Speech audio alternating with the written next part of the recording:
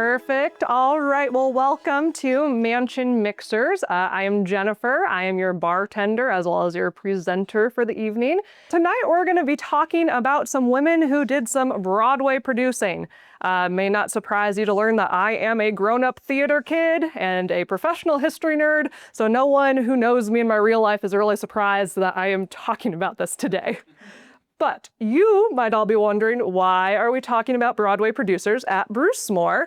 That's because of our resident Broadway fangirl, Irene Douglas. So Irene was an avid supporter of the arts here in Cedar Rapids, but she also traveled a lot to New York and Chicago and spent a lot of time seeing Broadway productions while she was on her travels. And she left us this nice scrapbook in which she kept clippings of the playbills and programs that she collected from those shows. A couple years ago, I was flipping through this, trying to do research for another topic, but I happened to catch this clipping here for a play called Craig's Wife. And what interested me about this is you can see, maybe, it's very small print, but on the producer line it says Rosalie Stewart.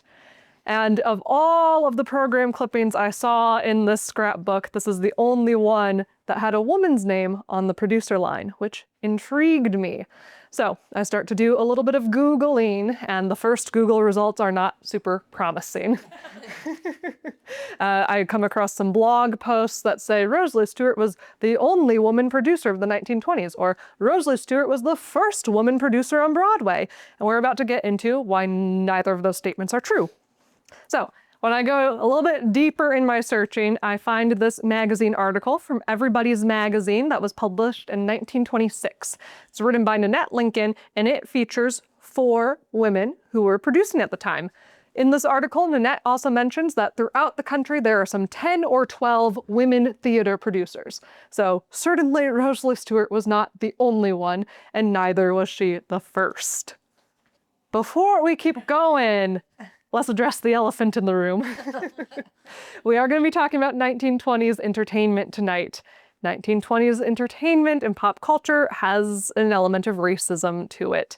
As we get further into the presentation, we will touch a little bit on topics of anti-Semitism. We're not going to go super deep into it tonight, but it is there. I also want to point out that I am only talking about white women tonight. And while they are the ones who were featured in this article, there is a strong history of Black women producing and managing their own theaters in the United States, especially with the Harlem Renaissance that's going on in the 20s. So I encourage everyone to do some reading on that if you are a theater history fan. We're going to get into the first woman here who is part of our presentation, Renee Harris. She is best known for being a survivor of the Titanic, and she is known as the woman who broke her arm on the Titanic. Okay. Not during the escape. Out of all the things that happened. Exactly. Yep. She trips on a staircase like the day or two before the Titanic starts sinking and breaks her arm. So it's already broken before chaos ensues. So she has to get off of the Titanic with her broken arm. I did find out that she had a cabin on Deck C, which is the same deck that Walter and Mahala Douglas were on. Walter and Mahala are relatives of the Douglas family who lived here, and they were on board the Titanic. So Mahala is another survivor. I have no records to indicate that she ever interacted with Renee Harris, but they were on the same deck, so it's certainly possible. And then we also have her as the first woman play producer, ? How intriguing. So in several articles that you will read about Renee, she is called the first woman play producer, either in New York or in the United States, but this is not the most accurate term because, again, here in America, there has been a long history of women managing theaters from the very earliest colonial era theaters here in this country. So while they might not have been given the title of producer, they were doing all of the producing work that would go into producing a play. I think it is safe to say that Renee Harris is the first woman to be recognized as a professional Broadway producer. She starts producing because she's married to this guy here, Henry B. Harris. He is already a successful Broadway producer by the time they meet, and they meet while she is in law school. She was working as a legal secretary in the daytime so that she could take law classes in the evening, and through those activities, she somehow meets Henry B. Harris. They quickly fall in love, and from all the accounts I can find, it seems like they had a real partnership. He actually consulted with her on matters of production. He would often ask her about things like, do you think a woman would enjoy this part of the show? Or do you think I need to change this? And he would take her recommendations seriously. So when he passed away, she decided to step in and take over his business because unfortunately he did drown in the Titanic disaster. He did not make it. Usually if we're talking about the male passengers of the Titanic, they didn't make it. He apparently did at one point step into a lifeboat and then stepped out to let more women on it. And much like Walter Douglas, was seen helping people into some of the last lifeboats that left the ship. Miss Renee Harris is told by one theater publication that they give her 6 months before she loses her husband's estate because they don't think she's going to be a very good producer. I love this quote here because she says that the adverse criticism acting as at first as a damper later became a spur to prove them in the wrong. I love it when women just do things out of spite to prove people wrong. So she does certainly succeed. She is a successful producer throughout the 1910s and 20s. Really the only thing that stops her is the Great Depression, because during that unfortunate moment in history, she loses the Hudson Theater that she owned, and that kind of puts an end to the most successful era of her career. She goes on to be pretty much supported by the Actors Fund through the end of her life. And I found one quote that said her friends reported that she was enjoying a martini every afternoon up until her death. So stepping into the story of our next lady, Jessie Bonstelle. She is the person who produces the first stage adaptation of Little Women, and she is a leader in the regional theater movement. While we're talking about women who are producing on Broadway, from what I can tell, Little Women was kind of like the only big thing that she did produce on Broadway, and then she moves to Detroit, sets up a regional theater there, and has a few other stock companies throughout the country. So she's moving around the country a lot, managing several regional theaters. While we're on Jessie Bonstelle, I realized I need to backtrack real quick to Henry B. Harris, because I forgot to mention that Henry B. Harris tried to poop on Jessie Bonstelle's dreams. Okay. Rude. So when Jessie Bonstelle went to Henry B. Harris to ask him to invest and be a co-producer on the first ever stage adaptation of Little Women, he tells her, "It's a fine play, but it's too sweet and clean for this day. You'll lose every cent you have trying to produce it." Now, has anybody here ever heard of Little Women? Ever seen the movies? Ever seen the musical? Jessie Bonstelle did not lose every cent she had producing this play. In fact, it was wildly successful. I will say he had a more fair criticism for a woman who's going to appear a little bit later in our story, Anne Nichols. So in Anne Nichols' unpublished autobiography, there's a great story about how she was trying to become a leading lady in the theater. She really wanted to be a star actress, but she refused to do chorus girl work. She was 16 and she was going to be a leading lady or nothing. And so 16-year-old Anne Nichols goes into the office of Henry B. Harris. She somehow weasels her way into a meeting, and she rattles off a resume where she has played Portia and all of the other famous Shakespearean ladies. And then he jokingly says, "Well, maybe you should study Lady Macbeth." And he tells her, "Little girl, I like your nerve, but you can't start your career as a leading woman on nerve or anything but experience, and it takes a lot of that." So a bit more of a fair criticism for Anne Nichols, but I think what he said to Jessie Bonstelle was completely unwarranted. Going back to Little Women, that, very little known story that wasn't going to make any money. I know the image quality here isn't the best because it is from a historic newspaper or magazine from 1928, but I want to read you a little quote from this article in which I think you can get a great sense of Jessie's tenacity and her flair for the dramatic. So she describes how she went out to Boston to talk to the nephews of Louisa May Alcott, who were the holders of her estate and would have had to be the ones to give her permission to produce the play. And she says they were quite polite to me, but quite frigid. Finally, Fred Pratt said to me, "We hardly think that we care to see our mother, the original of Meg, on stage." And then she goes on to say, if you could hear those words as he spoke them, cool, decided, and final, you would know just how the heart of Jessie Bonstelle stood still for a second and went on with the sickening thud, thud. So slowly it seemed to stop, for right there things rested. I didn't rest. I tried again and again, but it was of no use. Then I stopped trying. But not for very long, for one day the newspaper informed me that Fred Pratt had fallen suddenly from this world. I waited a decent interval, and I went to Boston. I had only one man to convince this time. And convince him she does. I have no idea what she means by a decent interval. My theory is that she read the paper and then got on the first train to Boston. 30 seconds.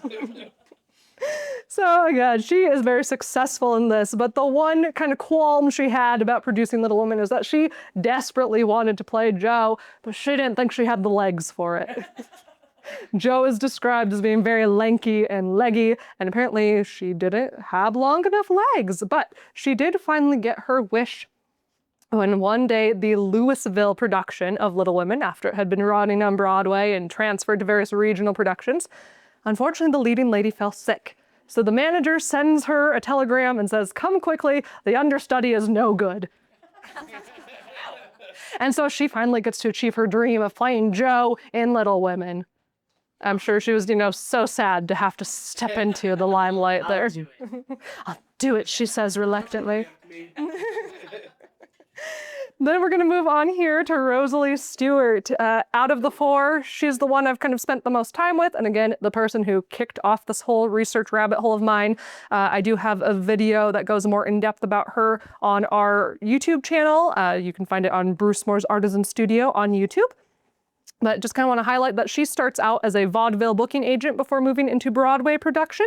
And again, she's the one who produced that production of Craig's Wife that we mentioned with Irene's scrapbook. The best part of her story is that Rosalie Stewart is not her birth name.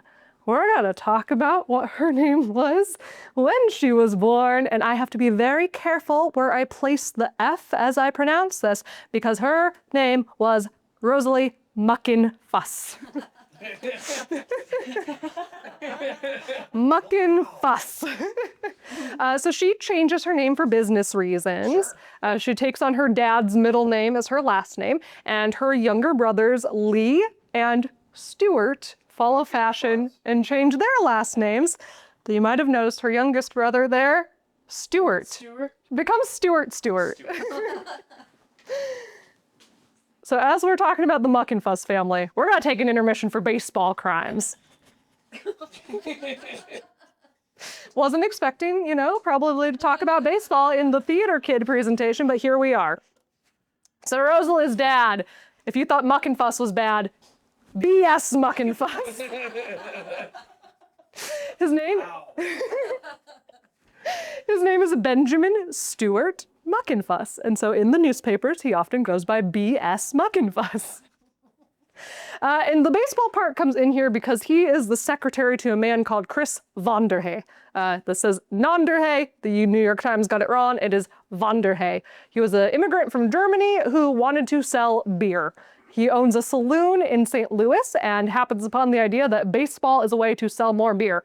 So he becomes a majority owner in the St. Louis Browns. He builds a baseball field in the lawn of his saloon, and the team plays there. And they're known for getting drunk while they play. The infield is where the beer garden is at one point. So people are just coming and watching these drunken games of baseball. And Vonderhay eventually gets booted out by other shareholders in the team because they think he has mismanaged it. The crime part kind of comes in because there's a team player who wants to leave the team because it's being mismanaged, and Vonderhay has him arrested. Under what grounds? None. So the guy gets out of jail, and then Vonderhay has him arrested again. He gets out of jail again, and then kidnaps Vonderhay.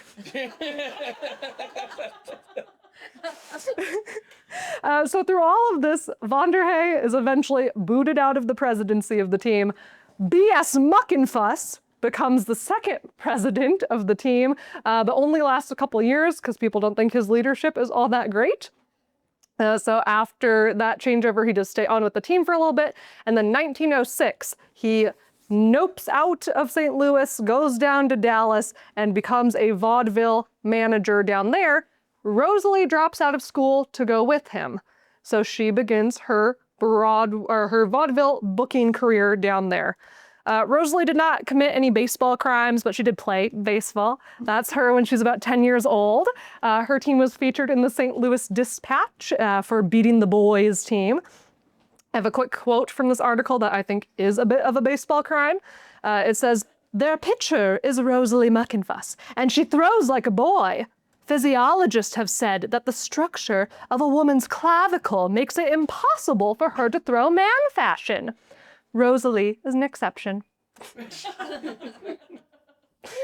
And with that, we're going to leave Rosalie and talk about our last woman of the evening, Anne Nichols. So she is the playwright and producer of Abie's Irish Rose, and she is a personal branding expert who could give modern-day influencers a run for their money.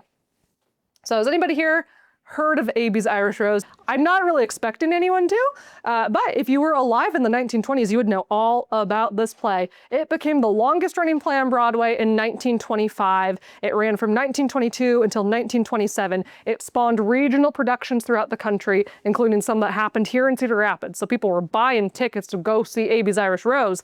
It also spawned spin-offs like this novelization of the play, a radio production, and there's a televised version of one short scene from it that was featured in a Christmas special of a show in the 1950s. There's also a silent movie, which is where the picture on the cover of this book comes from. But of course, we don't really know about it today. And that's partly because it was criticized for using stock characters and stereotypes as it's telling the story of a young Jewish boy who marries a young Irish girl. As we touched on earlier, a little bit of racism in 1920s entertainment. We have this quote here from Haywood Broun, where he says no author has ever expressed her contempt for the audience in such flagrant fashion as Miss Anne Nichols. The play seems designed to attract the attention of Irish and Jewish theatergoers, but is likely to offend such patrons even a little more than any others. So it's racist, right? Well, the illustrator of this cartoon certainly seemed to think so. In case you can't see the caption there, it says Ku Klux Klan night at Abie's Irish Rose. So this is a cartoonist in 1927 making a bit of commentary on who he thinks are the people actually attending and enjoying this play. The situation's a lot more nuanced than that. Any other crazy ex-girlfriend fan from the house? Woo, yeah. So, in my research, came across this guy, Ted Merwin. He is a professor of Jewish studies, and he wrote this book called In Our Own Image, New York Jews in Jazz Age Popular Culture. Within this book, he talks about Abie's Irish Rose and its representation of Jewish people in the 1920s. And he makes what I found a very interesting argument that for young Jewish people at the time whose parents had come here from Europe and they are the first generation growing up in the US. The play, in the way it depicted young Abie kind of rebelling against his parents' standards, marrying this Irish girl while still holding on to elements of his Jewish tradition, was actually something that audiences could relate to as they were trying to build their own Jewish American identities, which I find that fascinating. We don't really have time to dive more into it, but I do recommend kind of Googling Ted Merwin. He has some videos on YouTube where it's a little bit more approachable than this very academic text. I find that a very interesting idea because if you read this play, which is one I don't really recommend anyone produces today because the way the Jewish characters are written speaking, it is in a very stylized dialect that I don't think anyone could pull off in a sensitive way or a realistic way. But I think this play would be a fascinating topic for kind of a play about the play, if you understand that. Someone should write that someday. I should do it. So Anne Nichols, complicated woman, kind of the most controversial out of our four ladies we're talking about tonight, but again, branding expert. She made $5 million off of the Broadway run of Abie's Irish Rose. That is, yes, not adjusted for inflation. Someone in the last presentation said it worked out to like $78 million today. And that's just from the Broadway run, because again, she had these offshoots like the books and the radios and making all of these royalties. And part of it is because of the way that she really buckled down on marketing this show. This picture here, you can see this wacky little airplane car that she used to promote the show. And she had also like lots of little swag items that she would pass out. She would visit churches and synagogues and say, come see the show. She made a life-size diorama of the wedding scene and put it up on a billboard in the Bronx. And she always marketed it as Anne Nichols, Abie's Irish Rose. She put her name on everything. So again, personal branding expert. And then I just like this quote that came from the Ladies Behind the Scenes article, where she says that it is her violent protest against being a very poor actress that drove her into writing and producing plays. So maybe, you know, Henry B. Harris was a little bit right when he criticized her earlier, but she ended up being successful. So I know that was a very quick crash course here, and we are kind of running into the time for the next group to come on in. But if you have any questions, I'm happy to answer them. Yeah, I need to know like when we're digging deeper into some of these other subjects. Yeah. That's amazing. I know, the baseball one has nothing to do with anything here at Brucemore, but I think we could find a reason to do a mansion mixer on it, because it's a wackadoodle story that I want to understand it better. So I'd love to talk about it more. Oh, yes. What was the book that you just had up? Yes, so the one by Ted Merwin, it's called In Their Own Image, New York Jews in Jazz Age Popular Culture. Thank you. You're welcome. So as far as the play goes, that's it. There's nothing out there other than reading it. Ooh, that is a wonderful question. So you can get a copy of the script. I found mine on eBay, but there's also a novelization of the script that I have as well. And there was a radio series that was produced, I think, through the 40s.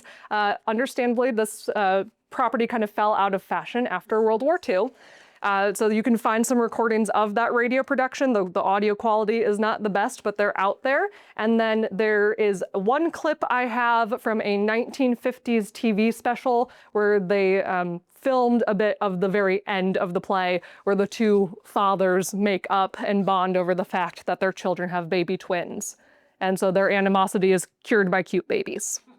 So Yeah. did she make her money solely from the productions or did she, was merch part of it? Yes, so I know there was a lot of like promotional swag that she put out there. At the time, I haven't really come across anything that shows that like buying merch for the show was common the way it is today. So most of her money did come from the play itself, and then royalties from things like this book, the radio series. And she had some money beforehand. You'll see some things that's like, she rose up from nothing because she had no money and then she produced this play. But she was already a somewhat successful playwright and actually funded the production of this play with royalties from her previous plays and also mortgaging her house. Yes. Is that book a novel? Yes. And is it by Anne? Yes, so she wrote a novelization of the play, which was kind of a common thing to happen, maybe not always novelization, but you can see it too. There's a woman named Susan Glaspell, who's a playwright from Iowa, who wrote a play, Trifles, thank you. I was like, my brain is blanking. I've directed this thing before, I should know it. But she then wrote a short story version of it called A Jury of Her Peers, because she understood that more people would be able to read the short story than who would be able to come see a production of the play. So Anne Nichols was doing the same thing. All right, well, with that, I'll go ahead and get us turned over so we can get our next group coming in. But again, if you have questions, feel free to circle through and ask me, and then I will be around all evening. Enjoy looking around upstairs, do the Mad Libs activity. Now that you've heard of Jessie Bonstelle, you'll understand why it's up there. And then get ready for Broadway trivia. Wonderful. Thank you.